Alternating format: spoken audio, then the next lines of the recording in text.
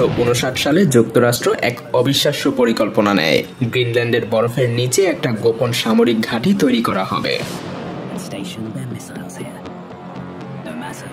যেখানে পারমাণবিক ক্ষেপণাস্ত্রগুলো রাখা যাবে।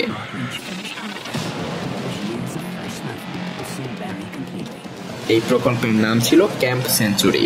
এটা বরফের নিচে কয়েক মাইল জুড়ে বিস্তৃত একটা আন্ডারগ্রাউন্ড বাংকার, যেখানে ছিল বিদ্যুৎ উৎপাদনের জন্য পারমাণবিক চুল্লি, ঘুমানোর কক্ষ, ল্যাবরেটরি, এমনকি একটা গির্জাও।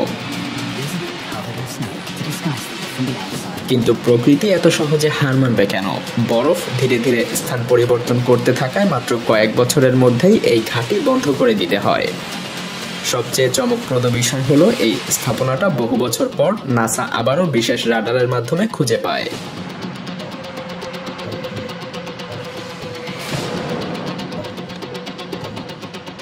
বরফের নিচে চাপা পড়ে থাকা এই ঘাঁটিতে এখনো অনেক গোপন সামরিক রহস্য থাকতে পারে, যা আজও প্রকাশ করা হয়নি।